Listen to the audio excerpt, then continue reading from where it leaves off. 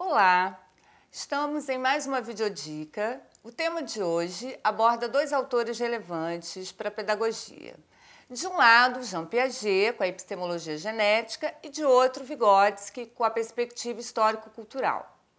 Para apresentar alguns pontos relevantes de ambos os autores, cabe aqui levantar uma questão.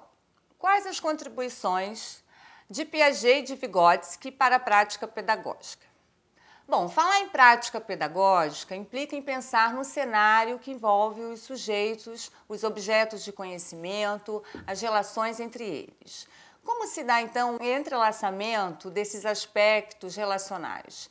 Professor, aluno, professores entre si, a organização do trabalho pedagógico, a metodologia, os conteúdos, os agrupamentos de alunos, a avaliação, o ambiente físico, as questões sociais. Enfim, precisamos pensar sobre o que fazemos, para que fazemos e como fazemos. Essas práticas têm como pano de fundo concepções de ensinar e aprender que organizam o trabalho pedagógico.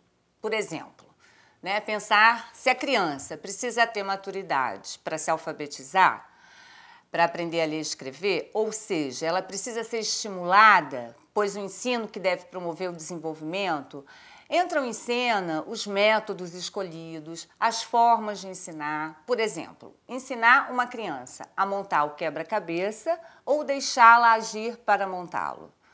São posturas teórico-metodológicas diferentes e que trazem à tona as relações entre desenvolvimento e aprendizagem.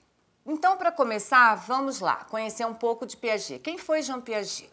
Ele nasceu em 1896, ele faleceu na década de 80, aos 84 anos de idade. Ele concluiu seus estudos em ciências naturais em 1915. Ele tem na sua formação básica a biologia e ele conseguiu um elo entre filosofia e biologia, que foi a psicologia de desenvolvimento. A principal questão para Piaget é: como se passa de um estado de menor conhecimento para um estado de maior conhecimento? Para ele, a aprendizagem ela é construída internamente e depende do nível de desenvolvimento do sujeito. Como o ser humano, então, elabora seus conhecimentos? Para isso, ele procurou estudar os processos de formação de pensamento da criança. Para Piaget, isso ocorre por meio da ação do sujeito com o meio. É a visão que a gente chama da visão interacionista da aprendizagem. Para ele, conhecer é organizar, estruturar e explicar a partir das experiências. É a ação de cada um sobre o meio. O desenvolvimento cognitivo, ele ocorre por meio dessas trocas e é estruturado internamente pelo sujeito, pelos processos chamados assimilação e acomodação. Ou seja, na assimilação, o meio é que é alterado para ser incorporado a partir do que você já conhece. E na acomodação, é o organismo que é alterado. Então, o processo de desenvolvimento, ele depende de fatores internos, que são esses processos mentais, depende da maturação e das experiências com o meio. E isso se dá pela equilibração, que seria a organização dessas atividades mentais, a partir dos conflitos, chamados por ele de conflitos cognitivos, que temos com o meio. Por exemplo, quando um bebê tenta pegar um objeto, mas não consegue, essa resistência do meio faz com que ele crie um novo esquema mental, pois ele precisa puxar se ele não consegue pegar. Dessa forma, os seus esquemas eles precisam ser aperfeiçoados. Isso quer dizer que, para Piaget, o desenvolvimento cognitivo ele ocorre por meio de estágios, que são caracterizados por uma forma de agir e de pensar. Assim, ele aponta 4 estágios principais que vão desde o sensório motor até o operatório formal, para compreender as diferentes maneiras de pensar da criança nas diversas faixas etárias. Bom, é importante colocar o seguinte: em relação à prática pedagógica, a abordagem piagetiana não é um método, tá? Inclusive, os métodos passam a ser secundários, uma vez que é um processo interno de construção do conhecimento.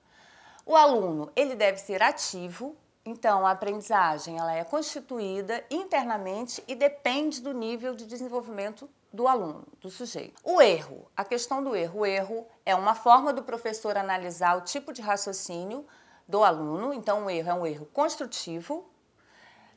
E, por outro lado, cabe então entrarmos com algumas noções de Vygotsky.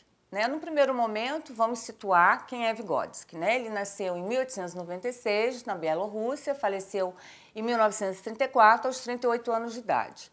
Concluiu seus estudos em Direito, Filologia, depois em Medicina. Ele buscou uma alternativa naquele momento, onde havia uma crise na psicologia, no materialismo dialético, e ele questionou a psicologia que tinha como base as concepções idealistas e mecanicistas. E ele trouxe alguns temas fundamentais para a compreensão do processo pedagógico, que é a relação entre pensamento e linguagem, o papel da instrução e o processo de desenvolvimento da criança. Para ele, as funções psicológicas superiores, como a linguagem, a memória, o pensamento, são formas que diferenciam o homem de outros animais. E a relação entre o sujeito e o meio é sempre mediada por produtos culturais, ou seja, a relação com o mundo não é uma relação direta. Então, na abordagem histórico-cultural, o desenvolvimento ele ocorre, num primeiro momento, no plano social, nas relações sociais e depois no plano individual, no próprio sujeito. Desse modo, é na relação com o outro que a criança vai internalizando as formas culturais de perceber a realidade por meio da linguagem e das significações. Por exemplo, a mãe vai dando significado, num primeiro momento, aos gestos da criança.